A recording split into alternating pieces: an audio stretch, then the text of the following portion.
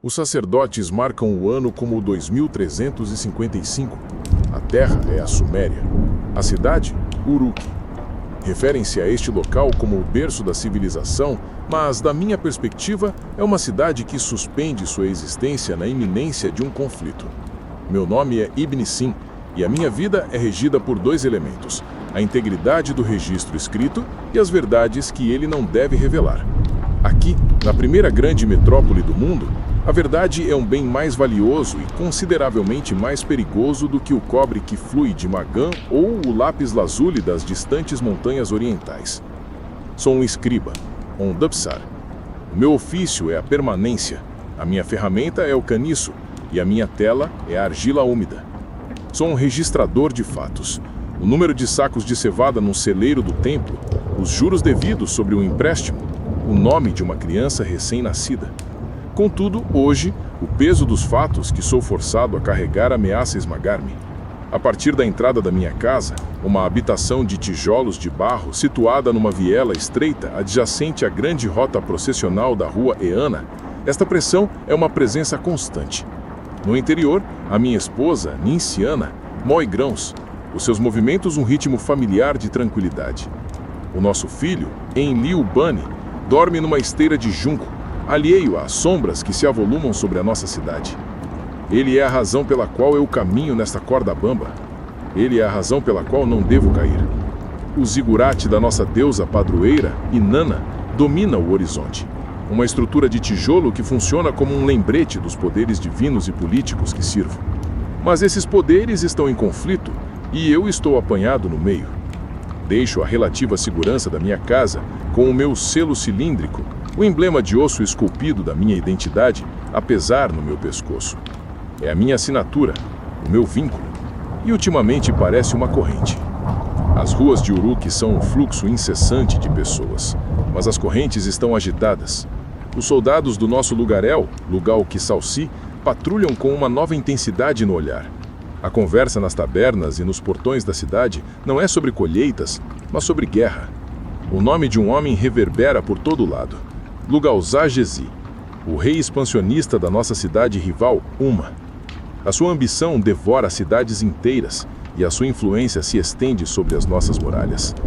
Este medo é uma substância que se infiltra pelo Qisalmá, o vasto mercado central. Infeta a conversa de mercadores como Ada Kala, enquanto ela dirige suas caravanas, e coloca uma expressão sombria no rosto do barqueiro Gudé Azala, enquanto ele impulsiona sua embarcação pelo canal central. Mesmo o trabalho de artesãos como Ea Nassir, o mestre cortador de selos, parece mais frenético à medida que os homens procuram assegurar sua riqueza e contratos num mundo que perde a sua estabilidade. O meu destino é o arquivo do templo, o coração burocrático de Uruk. Aqui, dentro destes corredores frescos e poeirentos, a vida da cidade está registrada em milhares de tabuinhas que revestem prateleiras de madeira. É uma biblioteca da existência, um testemunho da ordem. O meu superior, Lugal Andu, é um homem cuja linhagem é tão antiga quanto as paredes do templo. Ele é uma criatura de tradição e protocolo rígido. Ele atribui-me o meu trabalho rotineiro: copiar livros-razão, transcrever presságios.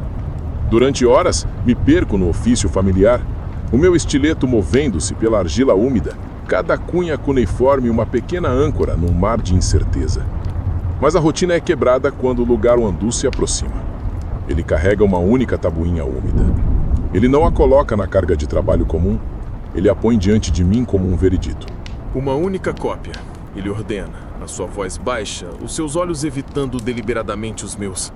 Para os meus registros privados, isto não deve ser catalogado. Ninguém mais deve vê-la. As suas palavras são um golpe contra os princípios fundamentais da minha profissão. Uma tabuinha não catalogada é uma não-entidade, uma falsidade, um crime contra o próprio conceito do arquivo. As minhas mãos, geralmente tão firmes, tremem enquanto olho para o texto.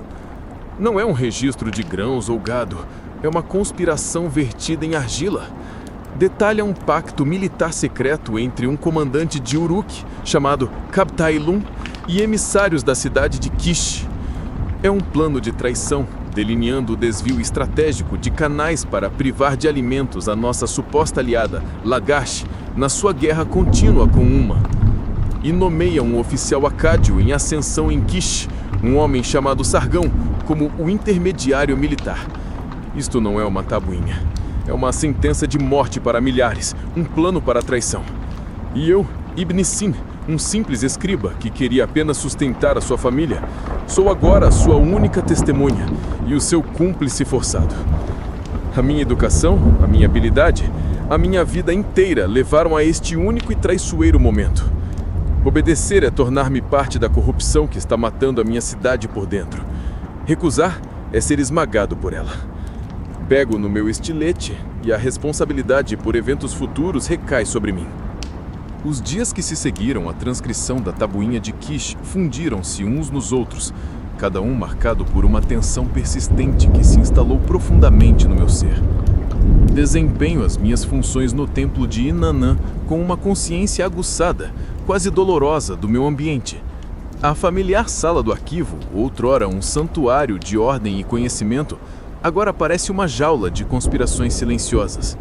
Cada olhar de Lugal Andu, o meu superior, parece uma avaliação. Ele não mencionou a tabuinha novamente desde que lhe entreguei a cópia. Seu rosto, uma máscara impassível, enquanto pegava tanto no original quanto na minha transcrição e os guardava em um baú privado. O seu silêncio é mais enervante do que qualquer ameaça. É o silêncio de um segredo partilhado, um vínculo que nunca procurei, que agora me liga aos mais altos escalões das maquinações políticas de Uruk. Concentro-me no mundano, nas colunas intermináveis de números e nomes que constituem os negócios diários do templo, na esperança de me perder no ritmo do trabalho. Processo empréstimos de cevada, anotando a taxa de juro obrigatória de 33% que recairá sobre homens como Ilun Madar, um mercador desesperado de Nippur que vi na semana passada. Seus argumentos sobre uma colheita fraca não têm sentido. O contrato de argila é imutável, seus termos tão rígidos quanto tijolo cozido. A lei do templo é absoluta, uma força tão poderosa quanto a cheia do rio. O meu trabalho me coloca em contato com o sistema nervoso da cidade. Registro os dízimos de tecelãs como Shala Ninin, cujos têxteis finos são destinados às vestes rituais da deusa. Suas mãos cansadas, um testemunho da devoção exigida pelo templo. Catalogo remissões de lã dos rebanhos geridos por Belesuno, uma mercadora operando sob a proteção do templo de Nana, em Ur, uma cidade com a qual mantemos uma paz frágil. O fluxo de bens é constante, uma torrente de riqueza desaguando nos cofres do templo, e eu sou um dos homens que mede suas correntes. Mas agora, vejo tudo através de uma nova lente. Vejo as implicações políticas por trás de uma remissão atrasada de uma cidade perto da fronteira com uma. Noto a quantidade inusual de bronze sendo requisitada pelos administradores militares de Kabtailun, muito mais do que o necessário para simples funções de guarda. Os números nas tabuinhas não são mais abstratos, são os ingredientes de um conflito iminente. O meu medo é um companheiro constante, um nó frio no estômago. Em casa, observo meu filho Enlil Bani brincar com figuras de argila. Seu mundo inocente, um contraste gritante com o que agora habito. Sinto uma vontade desesperada de protegê-lo, um sentimento tão feroz que é quase uma dor física. Nenciana sente minha inquietude. Ela pergunta se o trabalho no tempo é pesado, se um superior encontrou falhas em minha escrita. Ofereço garantias frágeis, mentiras que parecem pequenas traições. Como eu posso explicar que o perigo não é uma repreenda, mas um segredo que poderia matar todos nós? Uma tarde, procurando um breve alívio dos arquivos, caminham em direção a Eduba, localizada num canto mais sossegado do complexo do templo. Vejo um grupo de aprendizes a debater-se no pátio, os seus rostos contraídos em concentração, enquanto tentam pressionar cunhas limpas e nítidas nas suas tabuinhas de prática. Um deles, um rapaz chamado Idneia, parece particularmente derrotado. A sua tabuinha é uma confusão de argila manchada e sinais mal formados. O seu mestre, um sacerdote severo com um longo caniço para a correção, golpeia as palmas estendidas do rapaz. Lembro-me dessa dor, da picada do fracasso. Lembro-me das centenas de sinais que tive de gravar na minha memória, dos anos de exercícios implacáveis. Idneia cruza o meu olhar por um momento fugaz, a sua expressão uma mistura de vergonha e um desejo desesperado. Ouço-o a murmurar para outro rapaz sobre fugir, talvez para se juntar a uma caravana com destino à terra distante de Melur, um lugar de mito e lenda, onde os escribas não são necessários. O seu sonho de fuga é um espelho doloroso do meu próprio sentimento de aprisionamento. Outrora, via a Eduba como a porta de entrada para uma vida de estabilidade e respeito. Agora, vejo-a como a forja que me moldou numa ferramenta para homens como Lugal-Andu. Viro-me, incapaz de continuar a assistir. A minha educação, o meu maior trunfo, tornou-se a minha maior desvantagem. O ano vira. As colheitas são recolhidas e o ciclo das estações continua. Mas o clima político da Suméria torna-se mais tenso. As notícias chegam diariamente ao porto de Uruk, transportadas por barqueiros como Gudea-Zala e mercadores que regressam de suas viagens. O nome Lugal-Zajeses já não é um rumor, é uma força da natureza. Ouvimos dizer que ele tomou a cidade de Larsa, depois outra, os seus exércitos movendo-se com uma velocidade e crueldade que enviam um arrepio pela região. Refugiados começam a aparecer nas docas ao longo do Eufrates, os seus rostos marcados pela perda e exaustão.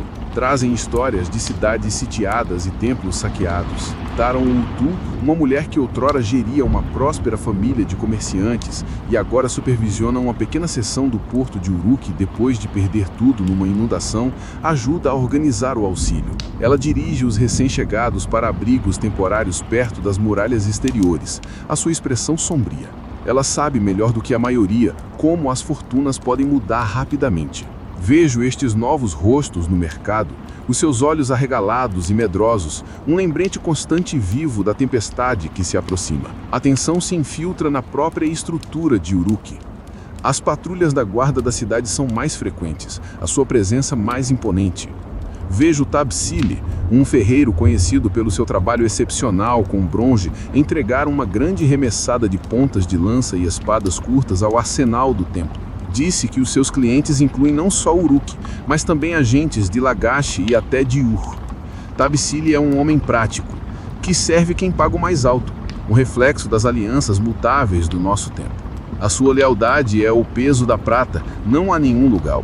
Esta realidade mercenária é inquietante. Sugere que até as nossas defesas são construídas sobre uma base de puro comércio, passível de ser vendida aos nossos inimigos se o preço for justo. A atmosfera nos arquivos do templo também mudou.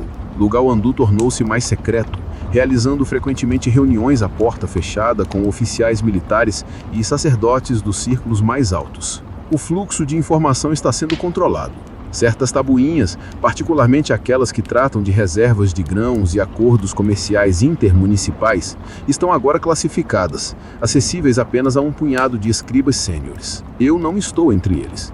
Fui relegado de volta às tarefas mais mundanas: copiar hinos, registrar nascimentos de gado e gerenciar as contas das tecelãs do templo. É um movimento deliberado, tenho certeza. Lugal-Andu está me isolando, me mantendo afastado de informações sensíveis agora que servia o meu propósito. Esta depromoção é tanto um alívio quanto uma fonte de nova ansiedade.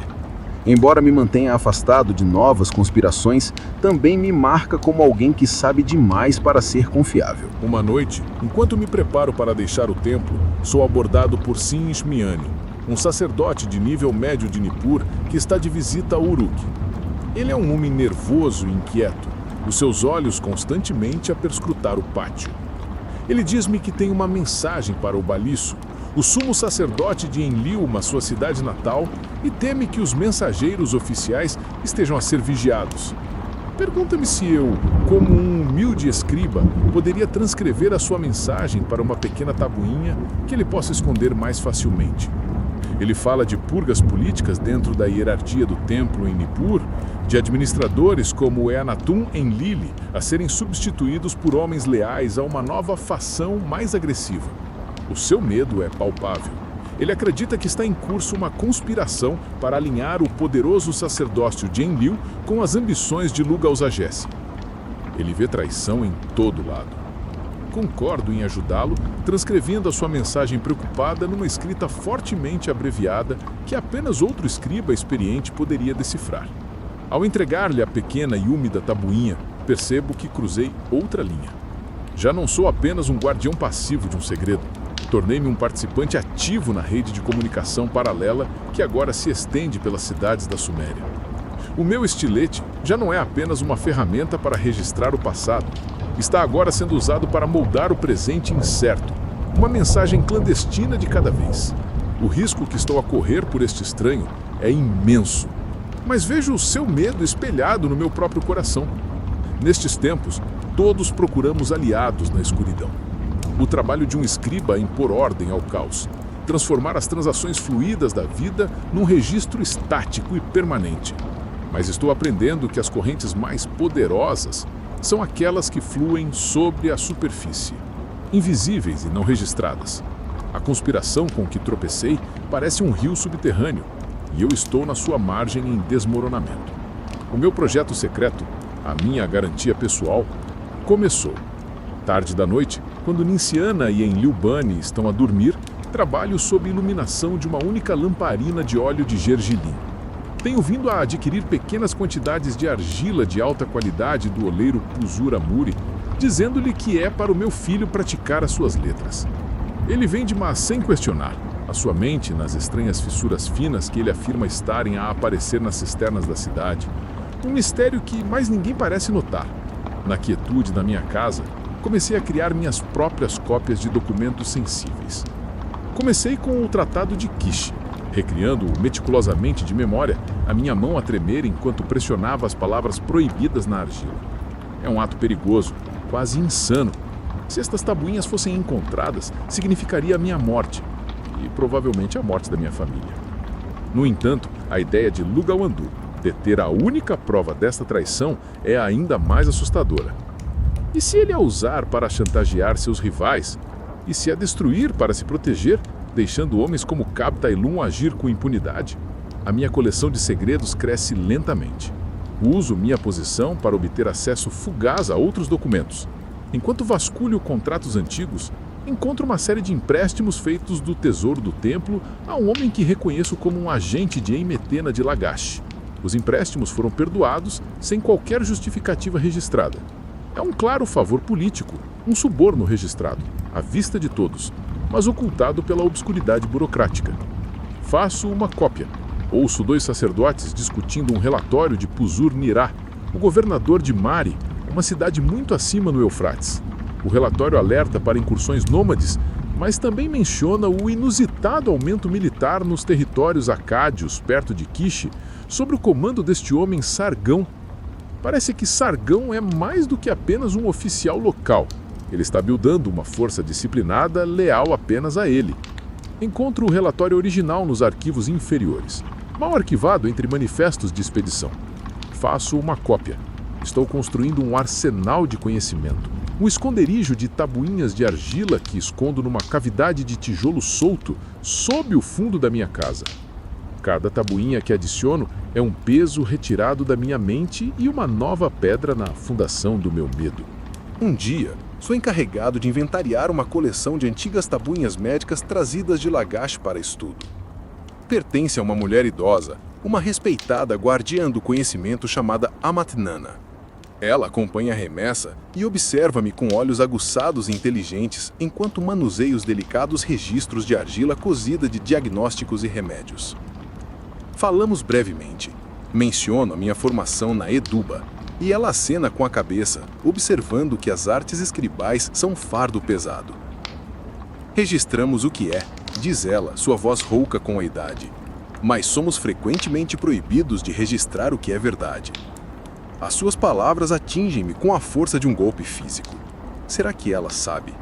A minha ansiedade está tão evidente no meu rosto. Observo-a enquanto ela parte, uma mulher frágil que detém séculos de conhecimento de cura ao seu cuidado, e sinto uma afinidade com ela. Ela é uma guardiã de um tipo de verdade, e eu, no meu trabalho secreto, estou a tentar tornar-me em guardião de outra. Mais tarde, nessa semana, o meu caminho cruza-se com o de Ninmadjá, a parteira que trabalha nas vielas apinhadas perto do portão oeste. Ela é conhecida como uma curandeira entre os pobres, uma mulher que confia mais em ervas e experiência do que em encantamentos sacerdotais. Ela está tratando de uma criança doente e pede-me para ler um pequeno amuleto inscrito que a mãe da criança tinha comprado. A inscrição é uma confusão de sinais sem sentido, um talismã fraudulento vendido por um charlatão. Digo-lhe a verdade e ela agradece-me. A sua expressão é de uma resignação cansada. O mundo está cheio de palavras falsas, diz ela, antes de se virar para o seu paciente. A sua declaração, tão simples e direta, reforça a minha resolução. Numa cidade de palavras falsas e significados ocultos, talvez a minha perigosa coleção de palavras verdadeiras tenha um propósito para além da minha própria sobrevivência. O ano 2350 chega, e com ele, uma sensação palpável de receio. O conflito entre Lagash e Uma, um fogo que ardeu em lume brando por gerações, finalmente rompe em guerra aberta. A notícia não chega através de pronunciamentos oficiais, mas através dos nervos em frangalhos da cidade. Soldados de Lagash, feridos e derrotados, começam a aparecer em Uruk procurando refúgio ou simplesmente de passagem. Vejo um deles numa taberna perto do mercado. É o Arad Sin, um veterano cujo rosto é uma máscara de trauma. Ele fala com qualquer um que lhe pague uma bebida. As suas palavras uma torrente quebrada de horror. Ele descreve tratados traídos, das forças de Uma a usarem táticas que desafiam todas as convenções de guerra. Ele fala de Lugalzagesi como um homem possuído por um deus voraz, com a intenção não apenas de derrotar seus inimigos, mas de os apagar.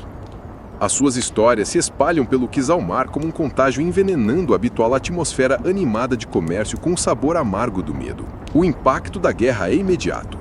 As rotas comerciais para o leste são interrompidas. O preço dos bens essenciais flutua descontroladamente. Sou encarregado de atualizar os livros comerciais do templo e vejo o caos refletido nos números. Contratos são quebrados, caravanas são perdidas. O nome de Lugalzagesi agora é uma entrada recorrente, frequentemente citada como razão para o incumprimento. A riqueza do templo, uma vez um símbolo de estabilidade, agora parece precária. No meio dessa turbulência, testemunho um evento que cristaliza a decadência da antiga ordem. Estou no salão principal do arquivo quando 2 administradores de alto escalão do templo de Ur chegam para uma reunião com Lugal Landu. Depois que partiram, o meu superior me entrega uma série de antigas tabuinhas de empréstimo, contratos entre os templos de Uruk e Ur. Ele me instrui para limpá-las. O termo é um eufemismo sobre o qual apenas ouvi sussurros. Significa umedecer cuidadosamente a superfície da argila cozida e raspar as inscrições originais, depois reescrever novos termos, antes de recozer cuidadosamente a tabuinha para mascarar a alteração. É a forma mais elevada de fraude escribal. As dívidas antigas, que favoreciam Uruk, devem ser apagadas e substituídas por novos termos que são mais favoráveis a Ur. É uma concessão política, um suborno para garantir a neutralidade de Ur, ou talvez até seu apoio frente à agressão de Lugalzagesi. Eu devo ser o instrumento desse engano. As minhas mãos, treinadas para serem condutoras da verdade, agora são ordenadas para fabricar mentiras. Enquanto me assento com a primeira tabuinha, meu estileto pairando sobre os sinais sagrados e antigos, todo o meu corpo se rebela. Isso não é apenas uma traição ao meu ofício, é uma profanação. Isso é a história sendo desescrita, substituída por uma ficção conveniente. Vejo os rostos dos meus professores na Eduba, seus avisos severos sobre a santidade da palavra registrada. Penso nos selos cilíndricos, como os feitos por Ea Massir, cada um uma garantia única e pessoal de autenticidade. Qual é o valor de tal assinatura quando o documento em si é uma mentira? Começo o trabalho, meu estômago se revirando com alta aversão. Enquanto raspo cuidadosamente o nome de um mercador desaparecido, sinto como se estivesse raspando um pedaço da minha alma. Enquanto trabalho, noto um detalhe em uma das tabuinhas. O selo da testemunha original, um sacerdote de Ur. É um desenho complexo, um padrão que já vi antes. Percebo com um sompro que uma cópia deste selo está em outra tabuinha, uma que copiei para minha coleção escondida. A conexão se encaixa na minha mente. A fraude é mais profunda do que imaginava. Não se trata apenas de alterar termos, mas de implicar oficiais em Ur numa história de cooperação que nunca existiu, criando um falso pretexto para sua futura aliança. A teia é mais emaranhada e brilhante do que eu poderia imaginar. Concluo a tarefa, minhas mãos movendo-se com precisão mecânica, mas minha mente está correndo. Eu tenho que fazer um registro disso, um registro verdadeiro da mentira. Nessa noite não durmo. Escrevo uma nova tabuinha para o meu recinto escondido, detalhando a alteração que fui forçado a realizar, descrevendo o texto original e o fraudulento que o substituiu. Já não sou mais apenas um copista de segredos. Sou agora um arquivista de crimes. A cidade está em alerta. Uruk declarou um estado de alerta máximo. As muralhas estão a ser reforçadas e as guarnições duplicadas. A cada cidadão é atribuído um dever em caso de cerco. O meu dever, como escriba, é permanecer com os arquivos, proteger os registros. A ironia é uma pílula amarga. Sou o encarregado de proteger os mesmos documentos que estão imersos nas mentiras e enganos que nos trouxeram a este precipício. A ideia de ficar preso dentro das paredes do templo com o Lugalandu e os seus segredos é arrepiante. O medo pela minha família é uma dor física. A nossa pequena casa, tão perto das defesas exteriores, estaria entre as primeiras a cair se as muralhas fossem rompidas. Começo a armazenar água extra e grãos secos. Pequenos preparativos que parecem irremediavelmente inadequados face à escala da ameaça. As minhas caminhadas de rotina para o templo tornam-se um estudo da ansiedade urbana. O fluxo habitual de mercadores e agricultores está agora intercalado com preparativos frenéticos para a guerra. Vejo Etelpi Marduk, um homem que supervisiona obras públicas, a dirigir uma equipe que reforça uma secção da muralha da cidade perto do portão ocidental. Ele grita ordens, o seu rosto sombrio. Foi ele quem supervisionou a escavação dos novos canais de alimentação a 2 estações, e uma vez ouviu queixar-se de que os planos que lhe foram dados eram deliberadamente defeituosos, projetados para falhar sob pressão. Na altura, descartei-o como o resmungo de um trabalhador. Agora pergunto-me se fazia parte da estratégia de sabotagem delineada no Tratado de Kish. A nossa própria infraestrutura foi comprometida por dentro? A paranoia é como uma febre, infectando cada pensamento. Uma manhã, vou à oficina de Puzur Amuri para comprar outro pequeno bloco de argila. Ele está distraído. O seu habitual foco tranquilo desapareceu. Ele mostra-me um de seus grandes potes de armazenamento, apontando para uma série de pequenas marcas, quase invisíveis, que ele gravou na base, escondidas dentro do padrão decorativo. Uma mensagem, diz ele, a sua voz baixa. Para um primo em Erido, ele aguarda do templo lá. Puzur Amuri explica que está preocupado com o abastecimento de água. Ele tem inspecionado as cisternas principais sobre a cidade e acredita que as fissuras que viu não são naturais. Ele suspeita de um enfraquecimento deliberado. A sua mensagem para o seu primo é um aviso, um apelo para que os guardas na cidade sagrada de Erido verifiquem suas próprias fontes de água. Ele pede-me para olhar para as marcas. Ele concebeu um código simples, usando diferentes números de linhas verticais e horizontais para representar conceitos: perigo, água, fissura, vigiar. É rudimentar, mas a sua intenção é clara. Ele está usando o seu ofício, a sua humilde cerâmica, como um veículo para um aviso secreto, enviando-o num pote que fará parte de uma remessa legítima de mercadorias. A sua engenhosidade e coragem são uma profunda repreensão ao meu próprio medo. Ele, um simples oleiro, está tomando medidas diretas, enquanto eu, um homem de letras, estou meramente acumulando segredos num buraco no chão. Inspirado e envergonhado pelo seu exemplo, ofereço-me a ajudá-lo. Sugiro algumas modificações ao seu código, usando variações posicionais para criar significados mais complexos, tornando-o mais difícil de decifrar se for interceptado. Esboço rapidamente o sistema melhorado num caco de cerâmica para ele. Ele olha para mim com um respeito recém-descoberto. Tens uma boa mente para coisas ocultas, escriba. Ele diz. É um elogio perigoso. Ao me afastar da sua oficina, sinto uma mudança dentro de mim. O simples ato de Puzur Amuri me mostrou que a resistência não tem de ser um grande gesto. Pode ser uma série de pequenos e cuidadosos atos de desafio.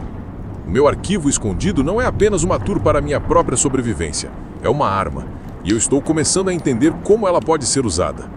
As noites em Uruk tornaram-se tão tensas quanto os dias.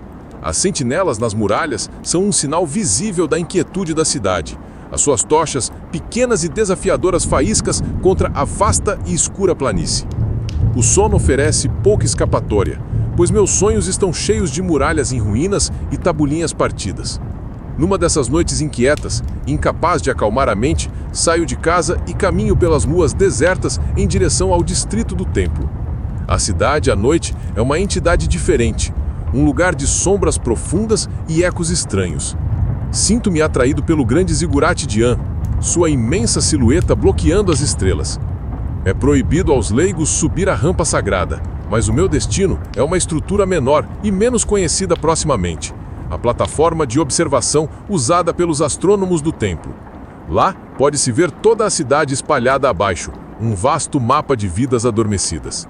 Ao aproximar-me da plataforma, vejo uma figura solitária recortada contra o céu noturno. Ele está curvado sobre uma coleção de placas de argila marcadas, a sua atenção fixa nos céus. Eu reconheço-o. É Na Bien Liu, um homem conhecido na Cidade Baixa como um astrônomo autodidata. Ele não ocupa nenhuma posição oficial no templo, é tecelão de profissão. No entanto, todas as noites ele arrisca uma punição ao esgueirar-se para este ponto de observação para conduzir as suas próprias observações. É considerado um excêntrico, um louco inofensivo, mas eu vi as suas cartas, que ele por vezes vende por alguns ciclos de prata no mercado. São mais precisas do que os presságios oficiais emitidos pelos sacerdotes do templo. Na Bien Liu é um homem de ciência num mundo governado pela superstição. Ele não vê os deuses nas estrelas, ele vê padrões, matemática, um mecanismo celestial. Aproximo-me dele silenciosamente. Ele está tão absorto que não me nota até eu estar a poucos metros de distância. Ele sobressalta-se, pronto para fugir, mas eu levanto uma mão num gesto de paz. Sou apenas um escriba, digo-lhe. Os teus segredos estão seguros comigo. Ele relaxa ligeiramente, os seus olhos acostumados à escuridão, a estudar o meu rosto. Não são segredos, diz ele, a sua voz surpreendentemente firme. São observações, verdades. Os sacerdotes procuram presságios que se encaixem no futuro desejado. Eu procuro o que realmente está lá. Ele aponta para a constelação do Touro, depois traça um caminho com o dedo em direção às Pleiades. Os movimentos estão irregulares nesta estação. As cartas antigas estão erradas. Algo está a chegar. Um período de instabilidade. Ele não está falando apenas de mecânica celestial. Suas palavras são uma metáfora para os nossos tempos. Ele me conta que registrou eventos celestes, eclipses, cometas, que o templo nega oficialmente terem acontecido porque não se alinhavam com o horóscopo do rei ou com o resultado desejado de uma batalha. Ele mantém os seus próprios registros, uma história secreta do céu. A verdade, diz ele, gesticulando para suas placas de argila, é pesada, deve ser escondida até que seja o momento certo para revelá-la. As suas palavras ressoam com um propósito que tem vindo a se formar lentamente no meu próprio coração. Eu não sou o único a manter um arquivo secreto. Ele tem a sua história dos céus, eu tenho a minha história da terra. Somos duas faces da mesma moeda. Dois homens a tentar preservar um núcleo de realidade num mundo afogando-se em fabricações.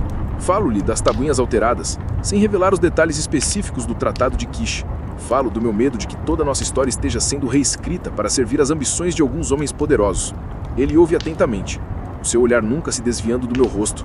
Eles podem mudar as palavras na argila, diz ele, quando termina, a sua voz baixa e intensa. Mas não podem mudar as estrelas e não podem mudar o que está na mente dos homens que se lembram. Ficamos ali por um longo tempo, duas figuras solitárias sob os olhos indiferentes do cosmos. Encontrei um aliado improvável no astrônomo louco da cidade. Não falamos de um plano, não precisamos. Ambos entendemos que a nossa tarefa é a mesma: observar, registrar e esperar pelo momento em que nossas verdades ocultas serão necessárias. Ao retornar a casa através da cidade adormecida, o peso das minhas tabuinhas secretas parece um pouco menos um fardo e um pouco mais um escudo. A noite é escura, mas pela primeira vez em muito tempo, não me sinto completamente sozinho nela. Os primeiros rumores da ascensão de Sargão em Kish já não são apenas sussurros transportados por comerciantes. Tornaram-se relatos sólidos e preocupantes. Enzi Kura, um mensageiro profissional que conhece os caminhos secretos entre as cidades melhor do que ninguém, traz a notícia de que Sargão depôs o rei, Urza-Baba, e tomou controle de Kish.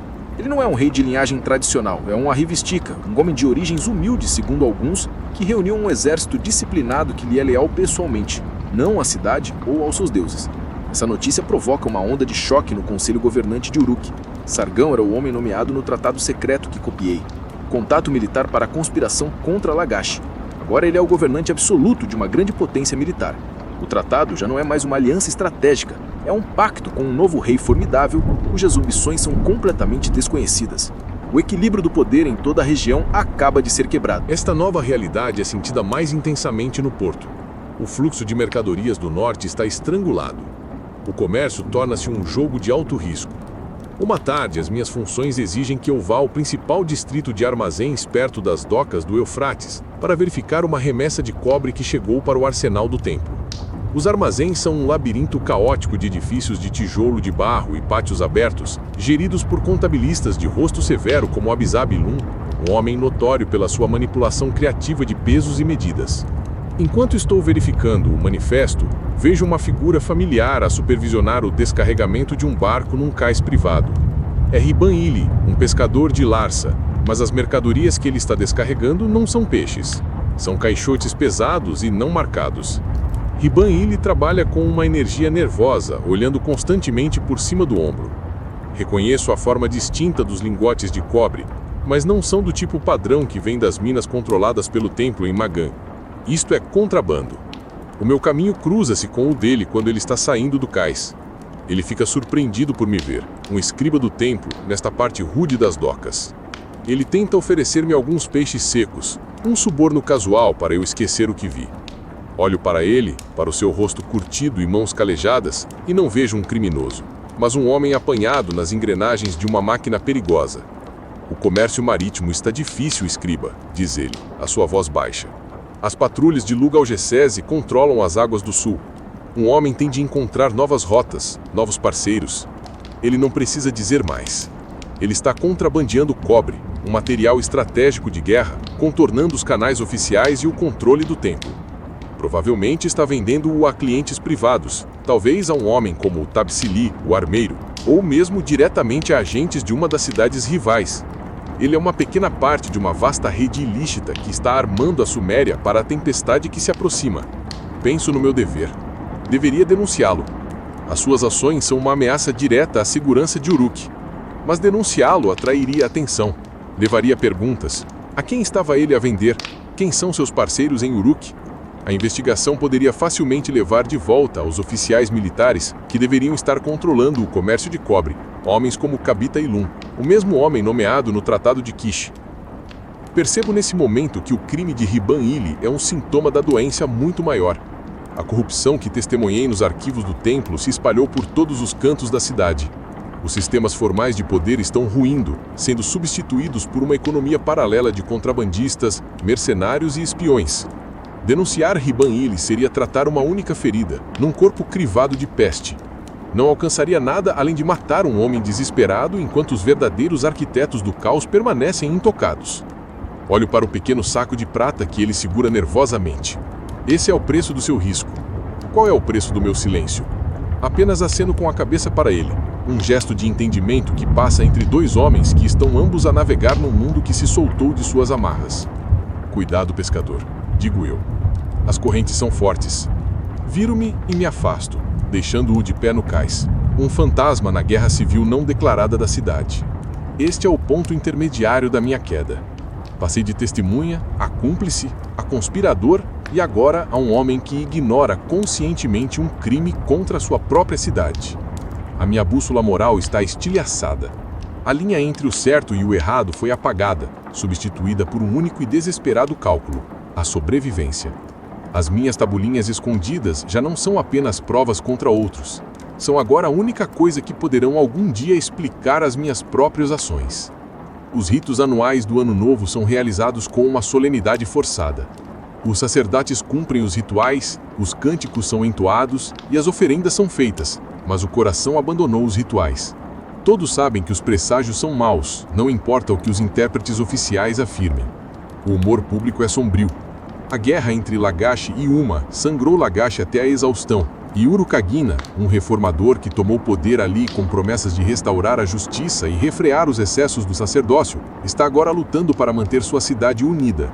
Suas famosas reformas, que uma vez transcrevi para tabulinhas para a nossa biblioteca como uma questão de registro, agora leem-se como um epitáfio trágico para um sonho de um mundo justo.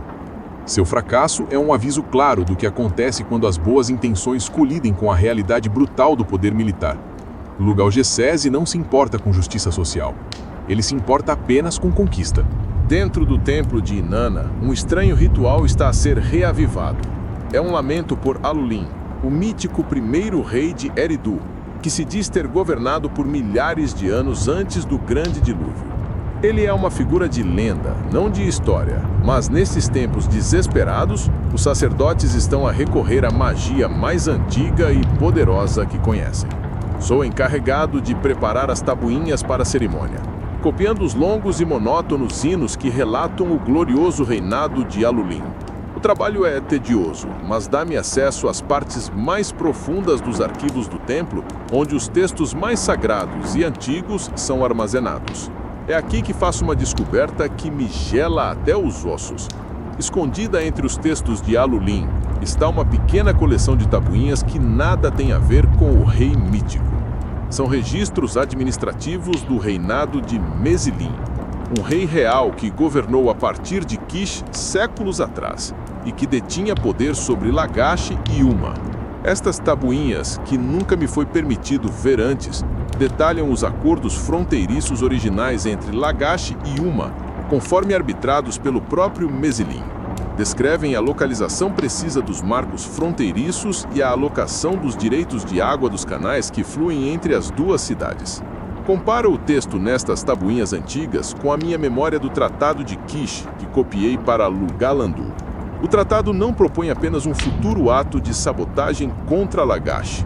Ele é projetado para explorar uma ambiguidade histórica específica no antigo decreto de Mezilim. A trama não é um ato de guerra grosseiro. É uma fraude legal e histórica sofisticada, destinada a dar a Uruk uma aparência de legitimidade quando fizer a sua jogada. O plano nunca foi apenas sobre força bruta. Foi sobre reescrever a história para justificar a agressão. Os homens por trás desta conspiração não são apenas senhores de guerra. São estudiosos do engano. Eles mergulharam nos registros mais antigos da Suméria para encontrar as armas de que precisam. Meu coração bate acelerado enquanto percebo o alcance total e aterrador da sua ambição. Eles não estão apenas tentando ganhar uma guerra. Estão tentando desfazer os próprios fundamentos da lei e do precedente histórico que governaram nosso mundo por séculos. Eu sei que tenho de copiar as tabuinhas de Mezilim. Elas são a peça faltante no meu quebra-cabeças, a verdade antiga contra a qual todas as mentiras subsequentes podem ser medidas. Pegá-las é o risco mais audacioso que já contemplei. Estes não são meros registros administrativos. São relíquias sagradas, armazenadas no coração do templo. Mas não tenho escolha. Na calada da noite, fingindo a necessidade de fazer uma referência cruzada de um hino, volto ao santuário. Minhas mãos tremem enquanto tiro as tabuinhas da prateleira. Trabalho mais rápido do que nunca na minha vida. Meu estilete a voar pela argila úmida, os meus olhos a se esforçarem para a iluminação da lamparina. Faço minhas cópias, devolvo os originais e saio do templo. Meu coração um tambor frenético contra as minhas costelas. Agora possuo a história completa. A verdade antiga, a conspiração moderna para a distorcer e o registro da fraude que fui forçado a cometer. Meu arquivo escondido está completo.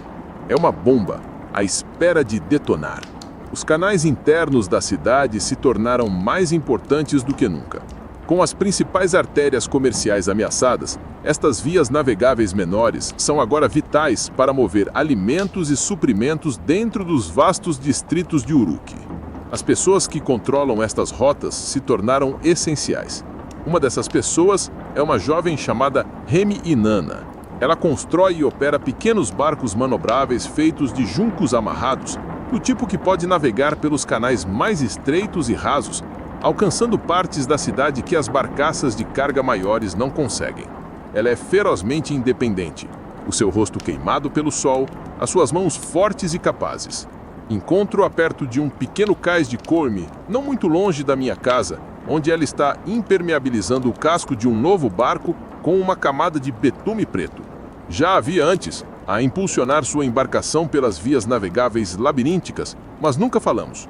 Hoje, paro para observá-la a trabalhar. Ela tem uma competência tranquila que é cativante. Ela me diz que aprendeu o ofício com seu pai, que costumava construir os barcos que transportavam os sacerdotes através do lago sagrado dentro do complexo do templo de Inanna. Ele conhecia todas as correntes secretas, ela disse, sem levantar os olhos do seu trabalho. Aquelas que fluem por baixo dos canais principais. A cidade é construída sobre água, escrita. Mais água do que terra se souber onde procurar. Palavras dela, como as do astrônomo Nabi Enliliu, têm um duplo significado. Ela fala de correntes físicas, mas eu ouço uma metáfora para as redes ocultas de poder e informação que fluem pela nossa cidade. Gemi Inanna conhece a geografia secreta da cidade. Ela transporta não apenas mercadorias, mas também pessoas que desejam se mover sem serem vistas. Ela me diz, de uma forma casual e despreocupada, que por vezes transporta uma mulher chamada Ninmadia, a parteira, para os bairros mais pobres da cidade à noite, quando uma criança nasce ou alguém está morrendo. Ela transporta cozinheiros, como Nantila, que trabalha nas grandes cozinhas do Ziggurat e reúne mais rumores do que qualquer pessoa em Uruk. Gemi Inanna é um centro, um conector das partes díspares da cidade.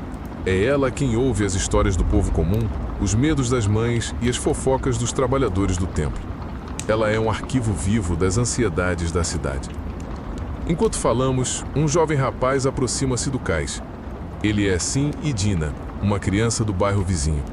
Ele não fala muito, mas passa os seus dias a riscar símbolos estranhos e intricados na argila úmida das margens do canal. As pessoas descartam-no como sendo simples de mente, mas Gemi Inanna observa-o com uma expressão pensativa. Ele não está apenas a riscar, diz ela para mim em voz baixa. Ele está a desenhar mapas. Mapas das fissuras nas muralhas, mapas dos lugares onde a água se infiltra. Ele vê as fraquezas da cidade. Olho para o rapaz, para o seu foco intenso nos símbolos que está a criar, e compreendo. Como Nabin Liu com as suas estrelas e Puzur Amurri com os seus potes, este rapaz é um registrador de uma verdade não convencional. Ele está documentando a decadência da cidade, os seus pontos de vulnerabilidade, numa linguagem que só ele entende. Pergunto a Gemi Inanna se ela me pode arranjar algo, discretamente. Preciso de vários potes grandes e selados, do tipo usado para armazenar grãos. Digo-lhe que é para minha família, para nos prepararmos para o cerco. É uma mentira plausível. Ela concorda sem fazer perguntas, nomeando um preço justo. Eu sei que ela pode obtê-los de um oleiro como o Zamu Enlil em Nippur através das suas ligações comerciais, ou de alguém local, sem envolver os fornecedores oficiais do templo. E assim, criar um registro. Os potes são para as minhas tabuinhas. O meu arquivo escondido tornou-se demasiado grande e demasiado importante para ser mantido num simples buraco no chão. Preciso de o proteger, de o preparar para transporte se necessário. Tenho de o impermeabilizar, de o segurar, de transformar a minha coleção de argila frágil num legado duradouro. Gemi Inanna, a construtora de barcos, fornecer-me-á os recipientes de que preciso para salvaguardar a minha carga de segredos. Estou me preparando para abandonar o navio e preciso construir um salva-vidas para a verdade. Os preparativos para a guerra já não são teóricos. Jovens estão sendo recrutados para o serviço de milícia, retirados do seu trabalho nos campos e nas oficinas. O ambiente na cidade é uma mistura sombria de fervor patriótico, atiçado pelos sacerdotes, e desespero silencioso e generalizado. As histórias da crueldade de Lugalzege se tornaram lenda. Disse que ele cega os seus cativos e os força a moer os ossos dos seus próprios mortos. Estes contos, verdadeiros ou exagerados, servem o seu propósito. Alimentam tanto o terror como uma vontade desesperada de resistir. Uma tarde, o meu caminho leva-me a passar pela casa de Warad Sim, o veterano traumatizado de Lagash. Ele está sentado à porta da sua pequena habitação, afiando um machado de bronze, as suas mãos a moverem-se com uma eficiência praticada e letal. Os seus olhos, no entanto, estão distantes, perdidos em uma paisagem de memória que não consigo imaginar. Sua presença é um recordatório constante e indesejado do que a guerra faz a um homem. Ele já não é o contador de histórias quebrado e bêbado que vi na taberna. Foi-lhe dado um novo propósito pelos comandantes militares de Uruk. A sua experiência agora é um bem valioso. Ele está treinando os novos recrutas, ensinando-lhes as realidades brutas do combate. Ele está transformando agricultores e tecelões em assassinos. Perto dali, na terra da viela, o rapaz silencioso Sim Idina está no seu trabalho. Ele está gravando seus estranhos símbolos num pedaço de cerâmica partida e descartada. Paro e observo-o com mais cuidado desta vez. Seus padrões não são aleatórios, são intrincados, quase geométricos. Vejo o que Gemi Inanna queria dizer. Ele está mapeando a cidade, mas ao nível de detalhe que não consigo compreender. Parece estar traçando o fluxo de pessoas, as rotas de patrulha dos guardas, a localização dos arsenais. É um esquema de um sábio da cidade a preparar-se para sua própria destruição. O Arad-Sin olha para o rapaz e cospe no chão. Um mau presságio. Uma criança tola vendo coisas que não existem, murmura ele com a voz rosnado. Mas eu não tenho tanta certeza. Sou um homem de sinais, de símbolos. Reconheço um sistema de significado quando o vejo, mesmo que eu não consiga decifrar. O rapaz vê a cidade como uma rede de linhas que se cruzam, de forças e fraquezas. Ele está criando um documento de dados puro e não interpretado. Mais tarde, nesse dia, chega uma intimação do meu superior, Lugalando. É a primeira vez que ele me chama para uma tarefa não rotineira desde a alteração das tabuinhas de Ur. O meu estômago contrai-se. Ele quer que eu acompanhe a uma reunião. Não no templo, mas numa vivenda privada no bairro de elite da cidade, perto das grandes propriedades de homens como Lugal Kisalsi, o nosso rei. A vivenda pertence a Kabta Ilum, o comandante militar, o homem no centro do Tratado de Kish. A reunião é um conselho de guerra. Eu serei o escriba de registro. Este é um desenvolvimento aterrorizante. Estou sendo puxado de volta para o círculo interno. O meu período de isolamento terminou. Suspeito que sei por quê. Um escriba profissional do Alto Conselho seria demasiado visível. A sua presença demasiado oficial. Eu sou o escriba privado, aquele que lida com as tarefas que não devem ser registradas no arquivo principal. Eu sou a sua criatura. Enquanto preparo a minha caixa de estiletes e uma seleção de tabuinhas de argila fina e úmida, olho para as minhas próprias mãos. Estas mãos copiaram poemas de amor, registros de colheita, hinos sagrados e pactos traiçoeiros. Agora vão registrar os planos para uma guerra que pode ser o fim de tudo o que conheço. Penso nas cicatrizes de Arad-Sin e nos rabiscos de Sin-Idnan. Ambos estão, à sua maneira, a documentar a catástrofe iminente. Eu estou prestes a escrever a narrativa oficial. A vivenda de Kabta Ilum é uma ilha de tranquilidade opulenta num mar de medo urbano. As paredes estão decoradas com frescos pintados de cenas de caça e a água escorre de uma pequena fonte ornamental no pátio central. O ar é fresco, um contraste gritante com o pó e o calor das ruas da cidade. Aqui, a guerra parece uma abstração distante, um jogo a ser jogado por homens poderosos. Sou levado a uma grande câmara onde o conselho está reunido. Kabta Ilum, o homem robusto, com olhos frios e calculistas, preside. Lugalando senta-se ao seu lado, a sua expressão tão impassível como sempre. Vários outros oficiais militares de alto escalão e sacerdotes estão presentes. O meu papel é claro. Eu devo ser um instrumento silencioso e invisível. Sento-me num banco baixo no canto, as minhas tabuinhas no colo, o meu caniço em riste. A discussão é assustadoramente prática. Falam de disposições de tropas, táticas de cerco e logística de abastecimento. Discutem as fraquezas nas defesas de Lagash, informação provavelmente fornecida por desertores ou espiões. Falam do novo rei Acádio, Sargão, com uma mistura de apreensão e desprezo. Veem-no como um bárbaro, um arrivista, mas não subestimam a sua promessa militar. O verdadeiro propósito da reunião, no entanto, torna-se claro quando Lugalando começa a falar. Ele não fala de exércitos ou muralhas, ele fala de narrativas. Ele propõe um plano para disseminar uma série de tabuinhas históricas entre os sacerdotes e escribas das outras grandes cidades. Estas tabuinhas conterão versões cuidadosamente elaboradas da história, projetadas para legitimar a posição de Uruk. Incluirão profecias atribuídas a videntes há muito tempo falecidos que prevêem a ascensão de Uruk e a queda de Lugal-Zagysi. Conterão argumentos legais, baseados na interpretação fraudulenta dos textos de Messilen que justificam a reivindicação de Uruk aos canais disputados. É um plano de guerra psicológica, uma campanha de desinformação numa escala que eu nunca poderia ter imaginado. O meu arquivo secreto contém a verdade, e estes homens estão prestes a inundar o mundo com um dilúvio de mentiras projetadas para tornar a minha verdade irrelevante. Eles não estão apenas alterando alguns documentos de empréstimo, eles estão tentando envenenar o próprio poço de conhecimento do qual a nossa civilização bebe. Sou ordenado a começar a redigir o primeiro destes textos, uma profecia fabricada.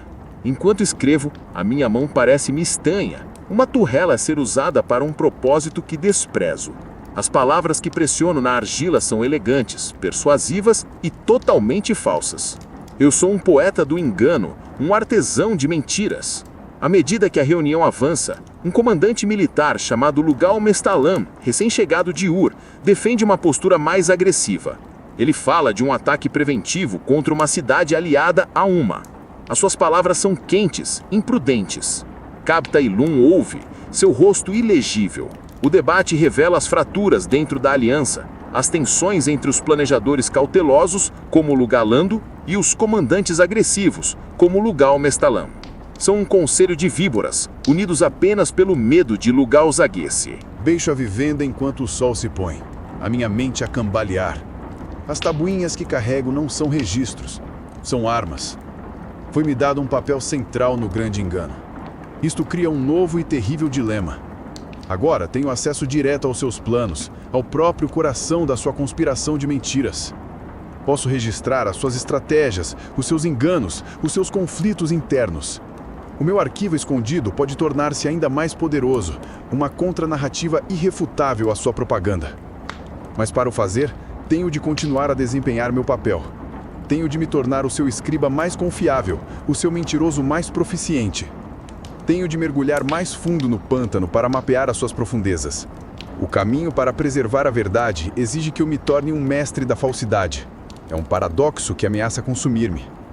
Quando volto para casa, não escrevo um registro da reunião para o meu próprio arquivo. Estou demasiado abalado, demasiado comprometido. Apenas me sento na escuridão da minha casa. O peso das mentiras que escrevia dificultar a respiração. As notícias de Lagash são terríveis. A cidade caiu para Lugal-Jersese. Urukagina, o rei reformador, está morto. Seu reinado de justiça levado a um fim brutal. A sua esposa, a rainha Baranantara, uma mulher conhecida pela sua piedade e perspicácia para os negócios, terá sido feita cativa. Outro de seus oficiais próximos, um homem também chamado Urukagina, foi executado.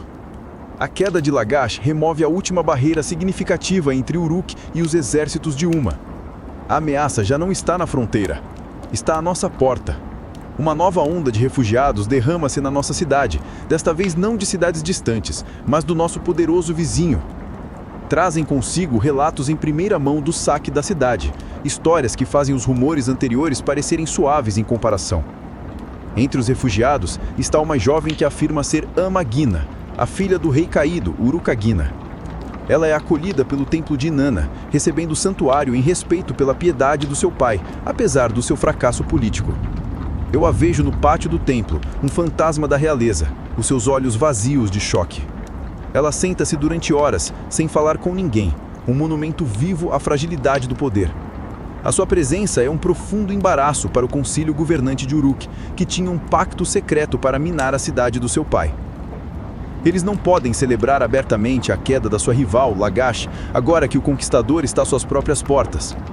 Tem de fingir simpatia, oferecer orações pelos caídos, mesmo que suas próprias mãos estejam manchadas da tinta da traição.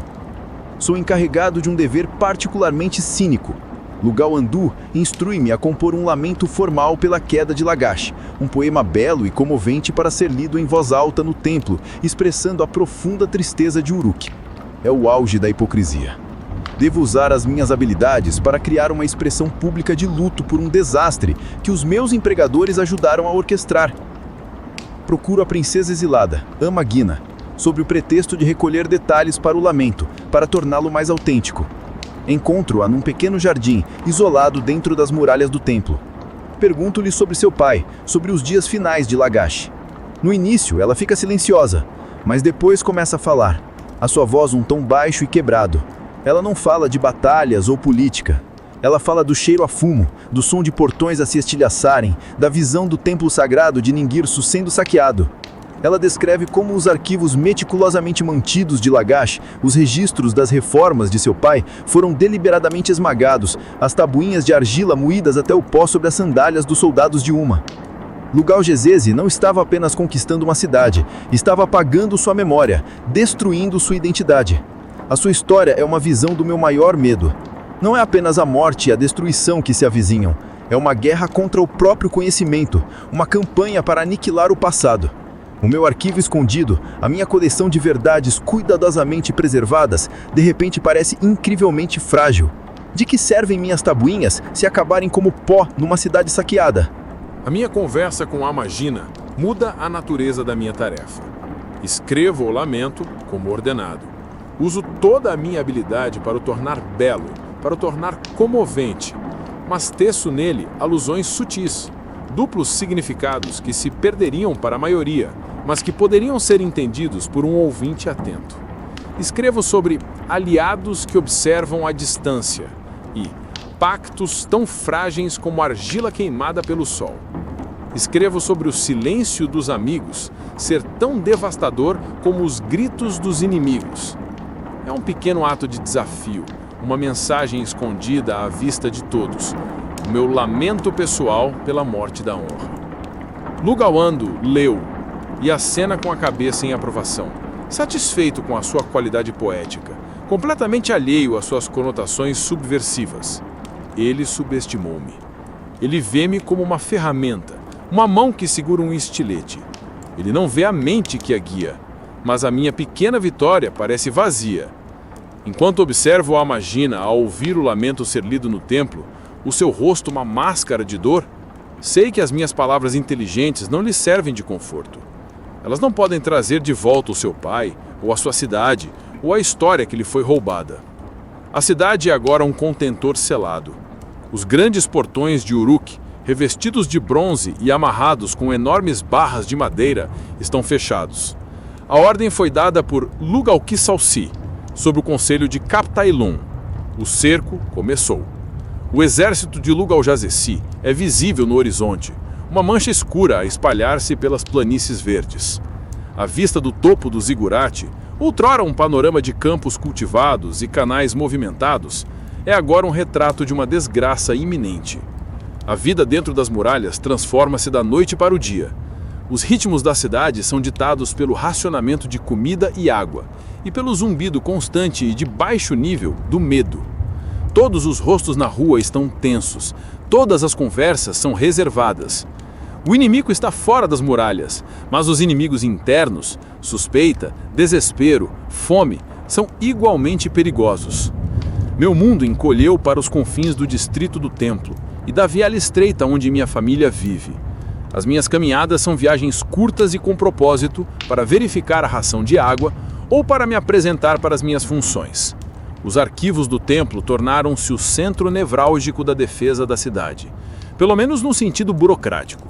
Somos encarregados de gerenciar os inventários dos armazéns da cidade, calculando quanto tempo podemos sobreviver.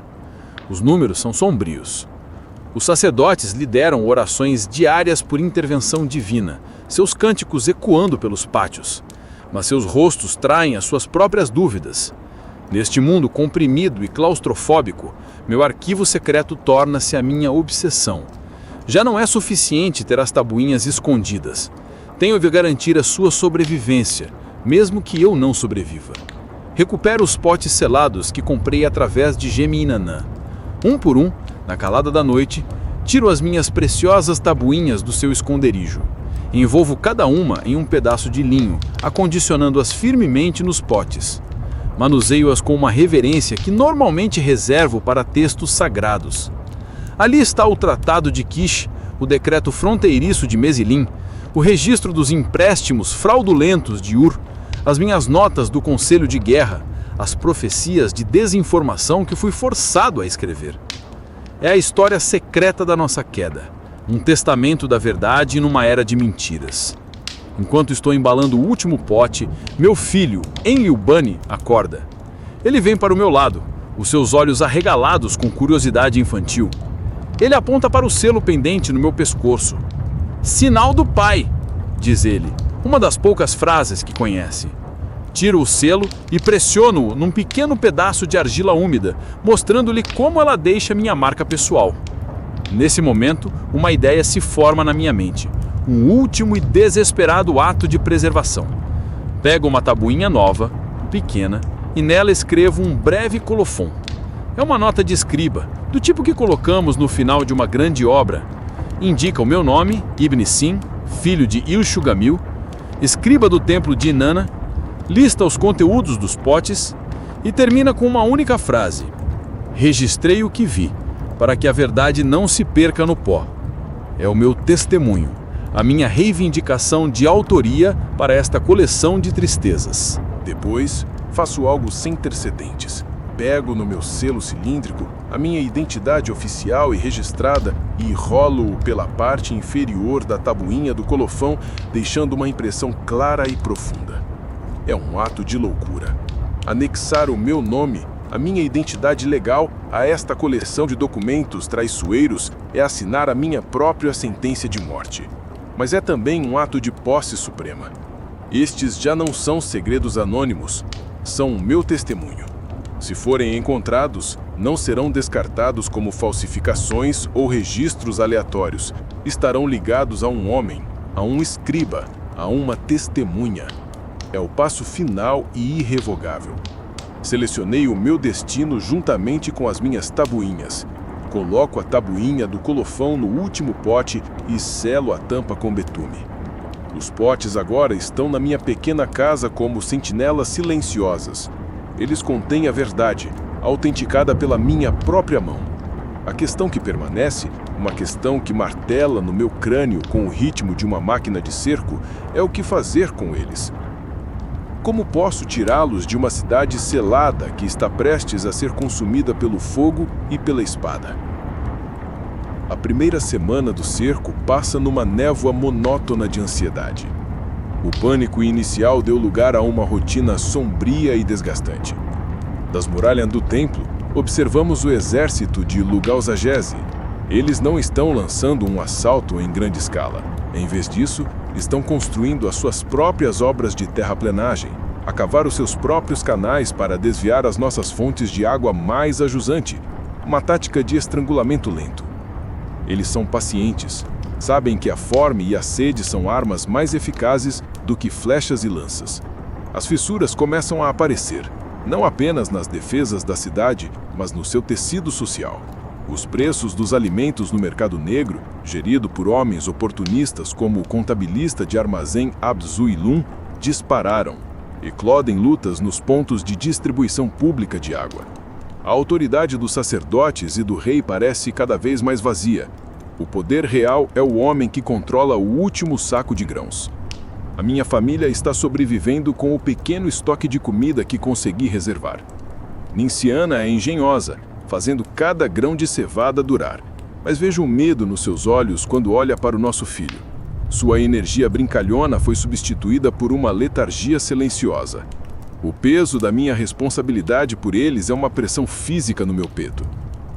Meus potes de tabuinhas, escondidos sob uma pilha de esteiras de junco no canto da nossa casa, parecem uma indulgência terrível e egoísta. De que serve a verdade para uma criança faminta? Durante este tempo, sou convocado frequentemente por Lugalwandu e Captailum. A campanha de propaganda entrou numa nova fase. Sou o encarregado de escrever mensagens para serem disparadas por flecha para o acampamento de Lugalzagese. Estas mensagens são uma mistura de desafio e engano, afirmando que as nossas provisões são abundantes e que os nossos aliados de Kish, sobre o grande rei Sargão, estão marchando em nosso auxílio. É um bluff desesperado e eu sei disso. Minhas notas secretas do Conselho de Guerra me dizem que a última mensagem de Kish foi evasiva, oferecendo promessas vagas, mas nenhum prazo firme para apoio. Sargão está jogando seu próprio jogo, esperando para ver quem sairá mais fraco do conflito Uruk-Uma antes de fazer a sua jogada. Uma noite estou voltando do templo, quando o vejo, o rapaz silencioso, Sin-Idinan. Ele não está no seu local habitual. Ele está de pé perto de uma seção da muralha oriental, a parte mais antiga das defesas de Uruk. Ele está olhando atentamente para a base da muralha, a cabeça inclinada como se estivesse ouvindo. Em seguida, ajoelha-se e começa a fazer suas marcas estranhas no pó. Eu me aproximo dele e olho para onde ele estava olhando. A princípio, não vejo nada além dos enormes tijolos cozidos pelo sol. Mas então meu olho de escriba, treinado para ver detalhes minutos, percebe um padrão fino, semelhante a uma teia de aranha perto da fundação, parcialmente escondido por uma mancha de ervas secas, É um ponto de fraqueza estrutural, invisível para um observador casual, mas óbvio para uma criança que passou a vida documentando a decadência da cidade. Nesse momento, eu compreendo a verdadeira natureza dos seus mapas. Ele não está apenas desenhando o que vê, ele está prevendo o que vai cair. Um pavor frio percorre-me. Se este rapaz consegue ver a fraqueza, é possível que os engenheiros de Lugal Gazese também a tenham detectado. Eles poderiam estar a planejar explorá-la, derrubar a muralha não com um ariete, mas com uma minagem direcionada. Tenho de avisar alguém. Mas quem? Se for a Captailun, ele vai exigir saber como a encontrei. A minha explicação, que fui levado lá por uma criança tola que desenha padrões estranhos, soará loucura. Eles podem descartar-me, ou pior, suspeitar que sou um espião, que tenho conhecimento secreto dos planos do inimigo. A minha credibilidade já está manchada pela minha associação com as tarefas secretas de Lugal Andu. Estou preso pela minha própria reputação de guardião de segredos. Olho para o rapaz, que terminou o seu desenho e agora está se afastando calmamente, o seu trabalho feito, e olho para a muralha, para as fissuras silenciosas e crescentes. A cidade está a apodrecer por dentro, e eu sou um dos poucos que o consegue ver, mas a minha voz desapareceu. O dilema da muralha enfraquecida consome-me. Não fazer nada parece uma traição a todas as almas em Uruk. Falar é arriscar a minha própria vida e expor-me a um escrutínio perigoso. Preciso de um intermediário, alguém cuja palavra fosse confiável, alguém com um interesse prático na defesa da cidade. A minha mente fixa-se num homem, Tabsili, o armeiro. Ele não é um político ou um sacerdote. Ele é um artesão, um homem de metal e fogo. A sua lealdade é para com o seu negócio, e o seu negócio depende da sobrevivência da cidade. Se as muralhas caírem, a sua forja será saqueada e a sua riqueza confiscada. Ele tem um interesse pessoal na integridade das defesas. Mais importante, ele é um homem que abastece os militares. Ele tem a atenção dos comandantes.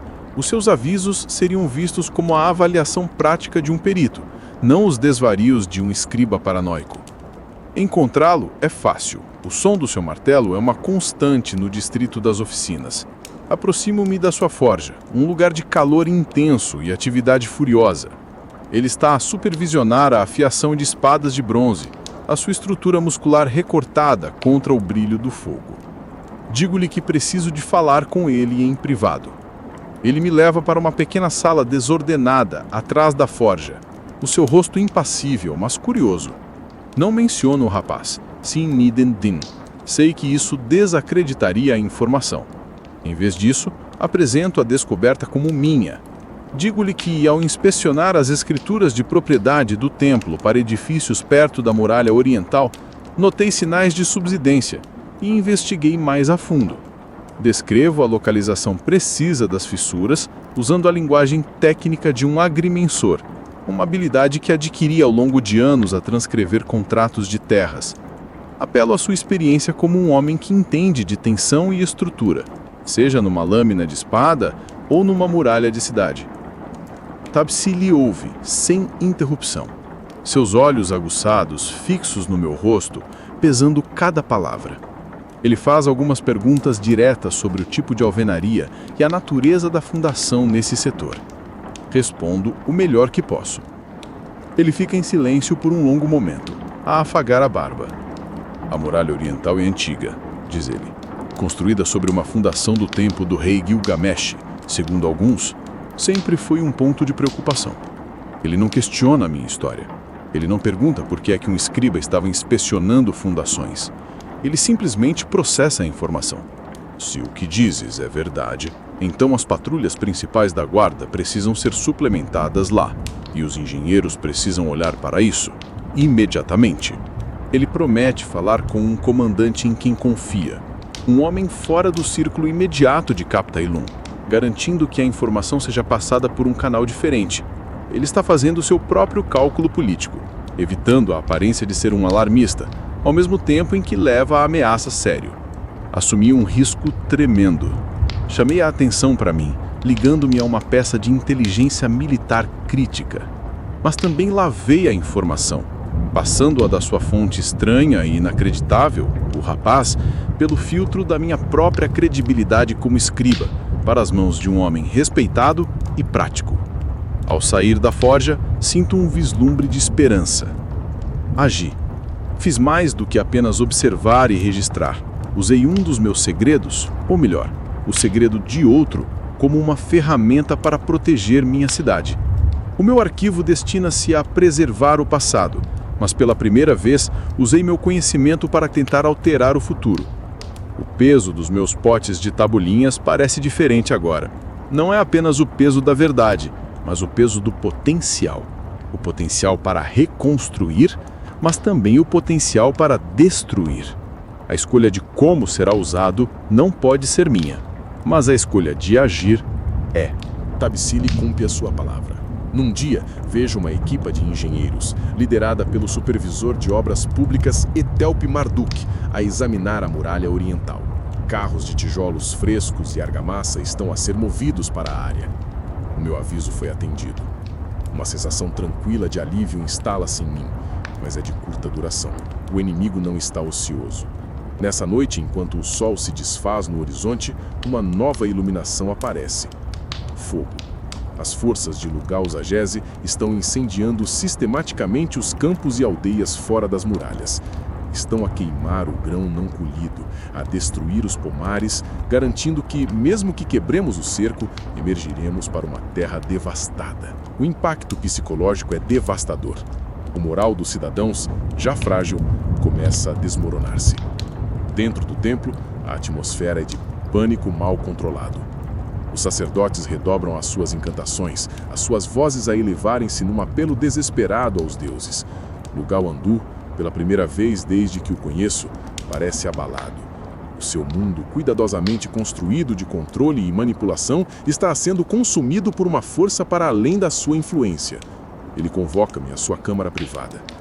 Ele não é a figura fria e imponente a que estou habituado. Ele é um velho assustado. As profecias, diz ele, a sua voz rouca, aquelas que escrevestes, precisamos de mais, precisamos de um sinal, um milagre. Ele quer que eu fabrique uma mensagem divina, um presságio que aparecerá no templo, prevendo uma grande vitória para Uruk. Ele fala em forjar um evento celestial ou criar uma tabuinha milagrosamente inscrita que será descoberta no santuário interior. Olho para ele, para os seus olhos desesperados e medrosos, e não sinto nada além de desprezo.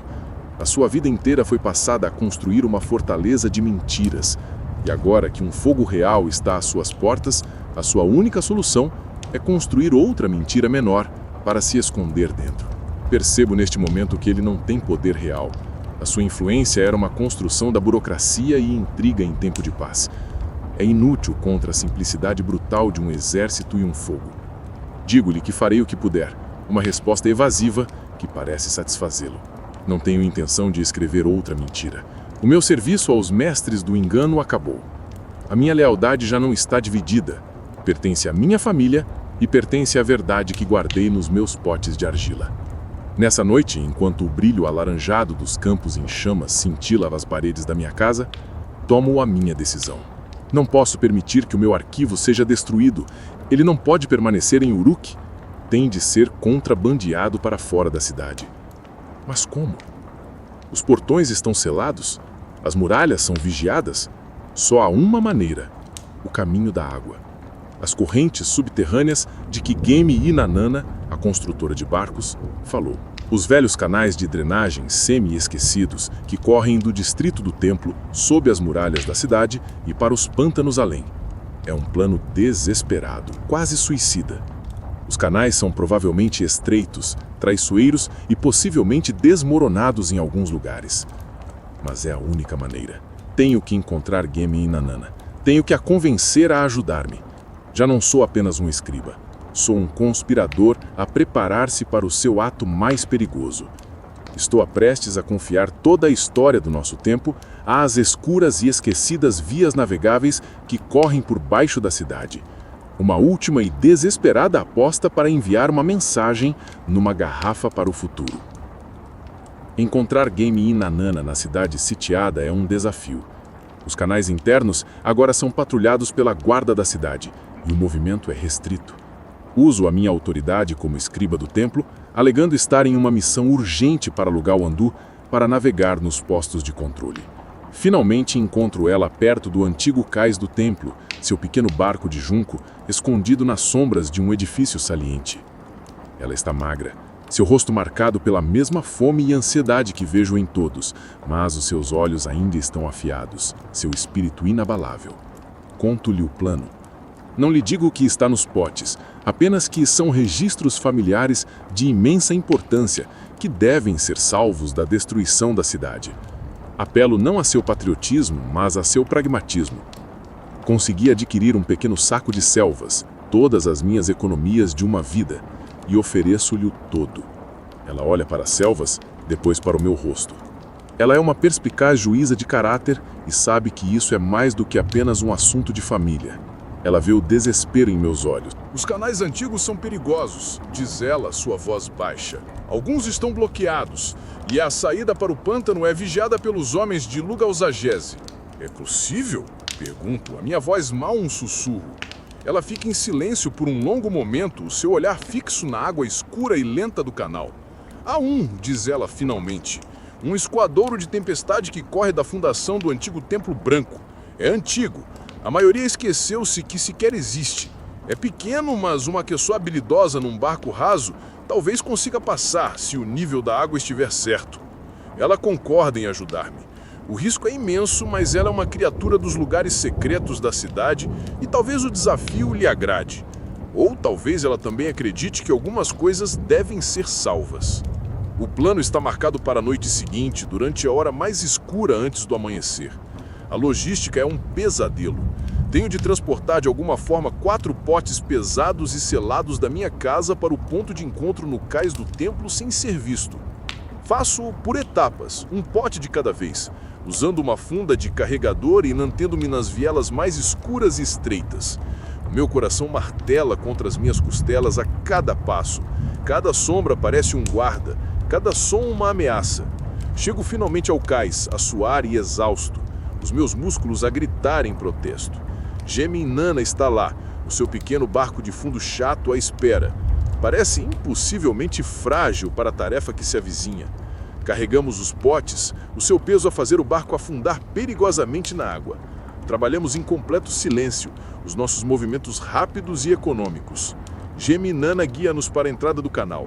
É uma pequena abertura arqueada ao nível da água, escondida atrás de um denso crescimento de juncos na base da fundação do templo. É como uma goela que leva ao submundo. Enquanto ela impulsiona o barco para a escuridão total, sinto uma onda de terror claustrofóbico. O ar é frio e tem um odor a terra úmida e decomposição. O único som é o suave chapinhar do remo de Geminana e o gotejar de água do teto de pedra. Estamos no ventre da cidade, nas suas entranhas esquecidas. A viagem é agonizantemente lenta. O canal é mal mais largo que o barco, e em alguns lugares temos de nos empurrar com as mãos nas paredes viscosas. A dada altura somos forçados a sair e a arrastar o barco por cima de um desmoronamento parcial, com a água gelada até a cintura. É uma experiência primal e aterradora. Já não sou um homem de letras, sou uma criatura da lama e da escuridão, a lutar pela sobrevivência das minhas preciosas e silenciosas palavras. Depois do que parece uma eternidade, vejo uma tênue luz cinzenta à frente, a saída. Geminana guiou-nos através do labirinto, passamos por baixo das maciças muralhas da cidade. Estamos livres. Emergimos numa vasta extensão de pântano, o céu acima de nós a começar a clarear com o primeiro indício do amanhecer. O ar é frio e limpo, um contraste surpreendente com a atmosfera fétida do túnel. Atrás de nós, as muralhas de Uruk se erguem como uma silhueta escura e silenciosa contra a luz crescente. À frente, os juncos estendem-se por quilômetros. Mas não estamos seguros. À distância consigo ver as fogueiras das patrulhas de Lugal-Zagese. Estamos em território inimigo. Geminana guia o barco habilmente para um denso canavial, escondendo-nos da vista. Temos de nos separar aqui, sussurra ela. Eu levarei o barco e seguirei as vias navegáveis rasas de volta para o sul em direção a Eridu. Eles estarão à procura de homens, não de uma mulher sozinha num esquife de pesca. Ela me diz onde esconder os potes. Há uma pequena ilhota submersa nas proximidades, um lugar conhecido apenas pelos habitantes do pântano. Ela me ajuda a carregar os potes pesados através da água profunda até a cintura e a enterrá-los na lama macia da ilhota, marcando o local com um padrão de pedras cuidadosamente arranjado. O meu arquivo está seguro, escondido no abraço do antigo pântano. A verdade está enterrada, à espera de um futuro que pode nunca chegar. Mas agora eu estou confrontado com uma nova e terrível escolha. Minha missão está completa. As tabuinhas estão seguras. Poderia tentar seguir meu próprio caminho para a segurança, para outra cidade. Mas minha família, Ninciana e Yanlimbani, ainda estão dentro de Uruk. Eles estão presos em uma cidade moribunda à minha espera. Eu olho para trás para as muralhas da minha casa, agora uma fortaleza que se tornou uma prisão. Mas a viagem até lá será diferente da ida cega pelos canais escuros. Agora eu tenho metal do Nakar, sei do que é capaz e como eu posso usar, e uma adaptação do meu novo mundo primal no grande pântano Barberi. Toda a minha jornada, todos os meus riscos basearam-se na ideia de os proteger. Mas o meu grande esquema para salvar a verdade levou-me até aqui, sozinho, num pântano, enquanto eles enfrentam a fome e a morte. O peso total das minhas ações desaba sobre mim. O que fiz eu? Salvei uma coleção de tabuínas de argila, mas posso ter sacrificado a minha própria família no processo. A ironia estonteante. Eu que me insurgi contra os homens poderosos que trocavam vidas por vantagem política, fiz o mesmo. Troquei a segurança da minha família pela preservação do meu registro histórico. Djemenan observa-me, a sua expressão ilegível. Tens de escolher, escriba, diz ela, a sua voz não cruel.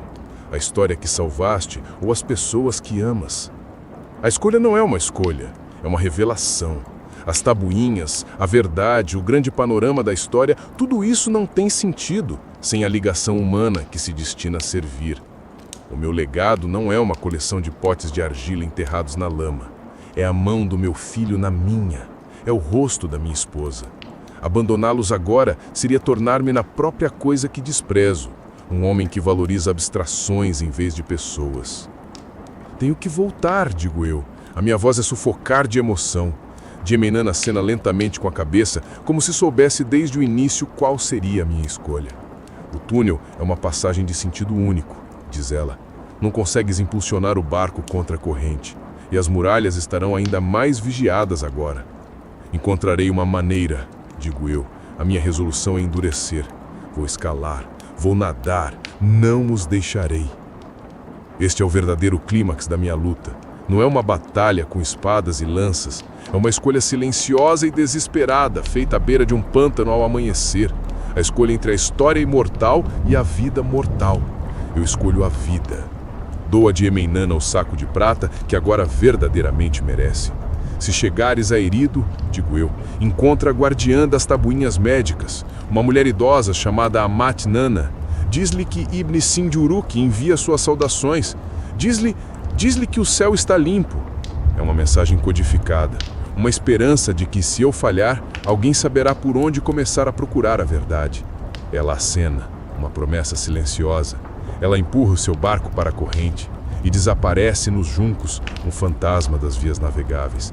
Fico sozinho, a encarar as muralhas impassíveis de Uruk. Meu coração está cheio de um terror maior do que qualquer outro que já conheci, mas também com uma clareza que não senti há anos.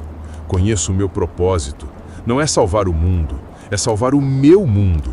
E ele está dormindo em uma esteira de junco, numa pequena casa, numa cidade condenada. A viagem de volta é uma escalada desesperada, insana. Não posso usar o túnel. Sou forçado a contornar a borda do pântano, mantendo-se nos juncos mais profundos, movendo-se apenas quando as patrulhas de sentinelas na muralha estão na extremidade mais distante de suas rondas. Leva-me o dia inteiro. Ao cair da noite, encontro-me de volta à base da grande muralha oriental, perto da mesma seção sobre a qual avisei Tabsili. As reparações são visíveis. Um remendo de tijolo mais novo e de cor mais clara contra a estrutura antiga. Meu aviso pode ter comprado a cidade mais alguns dias, mais algumas horas. Rezo para que seja o suficiente. Espero pela escuridão mais profunda. A minha única esperança é escalar a muralha, um feito que deveria ser impossível, mas sou um homem possuído. Encontro um lugar onde a alvenaria está desmoronando, onde uma escada de cerco se partiu e foi deixada para trás. Uso os debriços, as minhas mãos de escriba, moles e não acostumadas ao trabalho, em carne viva e a sangrar, para encontrar apoio. Meu corpo grita em protesto. 2 vezes escorrego, meu coração a saltar na garganta, mas continuo, impulsionado pela imagem do rosto do meu filho. Por algum milagre, chego ao topo da muralha. Deito-me de bruços no parapeito a ofegar, o meu corpo a tremer incontrolavelmente. Uma sentinela passa a poucos metros de mim, o seu rosto iluminado pela sua tocha. Ele não me vê. Violei a minha própria cidade como um soldado inimigo.